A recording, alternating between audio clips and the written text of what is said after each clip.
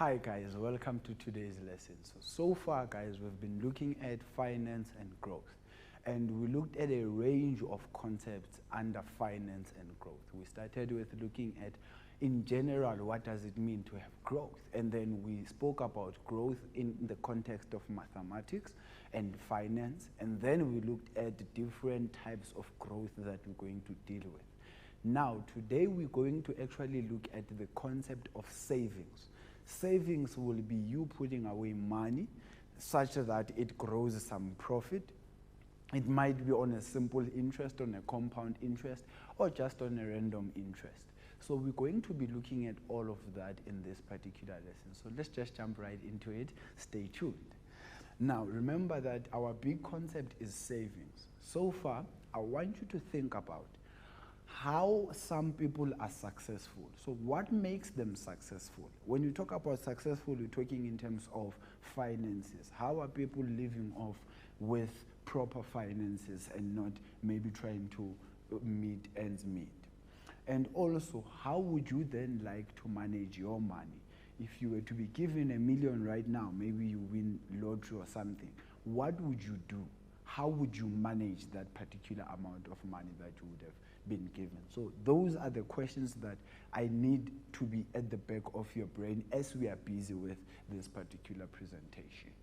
Now remember, our concept map has been the big idea being the growth, and we looked at different types of representing growth, be it in patterns, in graphs, and in equations. And then we looked at our context. Remember, context had to do with society, and it also had to do with finance. Society, it's the normal things that we are seeing. Our trees are growing, grass is growing, and also we looked at finance. Finance is what we are now actually talking about under the concept of patterns. Remember that with patterns, we have 3 types of patterns that we're dealing with under growth. It's the simple, the compound, and the random. In this particular one, we're going to start by revising what simple growth is about. Now, keywords of simple growth include, we measure change that is constant. So remember, when you talk about change that is constant, we are talking about if you are getting 20 rands on your investment or on your savings account, you will be getting 20 rands each and every year. Because remember, simple growth is about a yearly profit that you are getting into your investment. And also, this forms what we call an arithmetic pattern, which I believe that you guys are very familiar with this. And then it then comes to a linear equation and also a linear graph. When you talk about a linear graph, you can't have a graph that goes up, down, and it is curving or something like that. It's normally just a straight up graph or a straight down graph if maybe you are making a loss. And then even with the equation, since it's a linear graph, the equation will also be a linear equation. Now the equation to calculate simple interest, which you know about, will be A is equals to P, which is the principal amount, into 1 plus I multiplied by N. So remember that simple interest is on a yearly basis. So we're not going to talk about how often you are getting interest. The number of years is how often you get your interest, as opposed to if we talk about compound growth. Now, the second pattern that we're going to actually quickly revise is compound growth. So remember, compound growth is about a change that is not constant. The rate of change is also not constant, meaning we are talking about our gradient. Remember, we spoke about gradient here, that this would not really have a gradient. It forms what we call a geometric pattern, and also it forms an exponential graph and equation. Now we need to look at the equation to actually calculate some compound growth when we are given things. So you know that it is A is equals to P into 1 plus I, all to the exponent of N. Now, what I want you guys to understand so far is, when we talk about growth, we're talking about something being from a small portion to it being a bigger portion. Remember our big question. How are some people successful? How do you manage your money? Do you just only want your money to go out? Or do you want your money to stay while you are using it as well? Or do you want it to work for you? Or do you want to work for your money? So those are the things that you need to be thinking about, especially when we come to financial maths. Because remember, financial maths is not just about the numbers that we are doing in maths. It's about real life things. To say, how are you managing your money? And remember, if you want money, you must make sure that you have a plan in place, because if you don't have a plan in place, then if I give you 100 Rand right now and you don't have a plan for it, definitely if I give you 1,000 Rand, you will not have a plan for it. And if I give you 10,000, you will actually not even have a clue on what to do, and you will waste that money. So that's the big idea that we are trying to look at here, to say, if you need money, make sure you have a plan for it. Let's just continue with what you are doing. So with savings, guys, you need to follow a plan regularly. When you talk about following a plan regularly, there's different challenges that you can follow here. It can be a challenge of saving maybe 1 Rand a day. It can be a challenge of saving 10 Rands a week.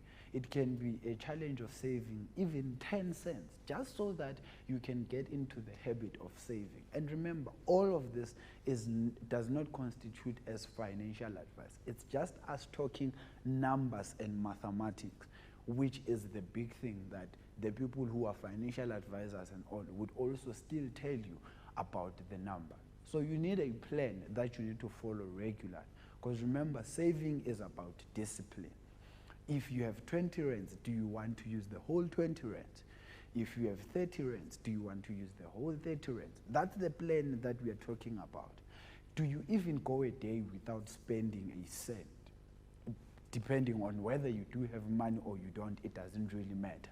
But do you just go a day without spending money? So those are the plans that we are talking about, to say, if maybe you want to buy coffee every day, is that really a good plan? Or can you maybe buy it every second day or something? You see, so this is the big idea here, that you must have a plan that you're going to follow regularly, and then alter it now and again for it to work for you as your situations are changing. Because remember, at times it might be holidays, meaning you're no longer getting an allowance, so the plan must change a bit. It might be school days where you are getting an allowance, the plan must be different. So you must have a plan that you're going to always alter depending on the situation at that time. Also, you need to select an appropriate type of investment. When you talk about types of investments, guys, we're talking about the things that will make money for you. Make money for you meaning, if I have 100 Rands, I need to think about a type of investment that maybe will double my 100 Rand. And those are a number of ideas. It can be you maybe stocking up some muffins, selling the muffins. It's an investment on its own. Or it can be the big idea here, which is savings. You go to a bank or a financial institution and say, guys, I have this much. How much interest can I get on that? And what type of interest can I get? Will it be simple or will it be compound? Then, now the big idea under savings is the term of your savings. Guys, the longer you invest, the more money you get. Whether it's simple interest or compound interest. Yes, there are differences between the two, but even in both of them, the longer you put your money away, the more money you get it. So the other thing is, take a long-term view. So you don't look at, I just want to save the 100 Rand to use in December. Most likely it will be 105 Rand that you will have there. So as a result, the longer you save for, the more interest you are going to earn on your money. So the goal here is to look at a long-term view, to say, am I trying to save up just so that I can buy maybe myself sneakers at the end of the year, or am I saving because I'm trying to live off well when I start university, or I want maybe when I start my first job I will have a startup money for me to start my job after studying all those years, or do I just want to save up just so that maybe I can have a good December and buy myself gifts and all of that. So those are things that you need to be thinking about whenever you are going into the concept of savings. Now, the big idea in all of this that we've spoken about is savings. What does it mean? How do you want to manage your money? And if you look at all these books that we are reading about the successful people that are worth billions right now, their net worth is millions and billions. How exactly did they get there? Did they just have them because it happened that they had that amount of money? Or did they put things in place that actually grew their 1,000 rand into 5,000, and their 5,000 rand into maybe 11,000, and their 11,000 into the billions that they're now worth? So those are the things that you need to be thinking about. But for now, that's all I'm just going to leave you with. Let's go to a quick ad break and we'll be back with some more.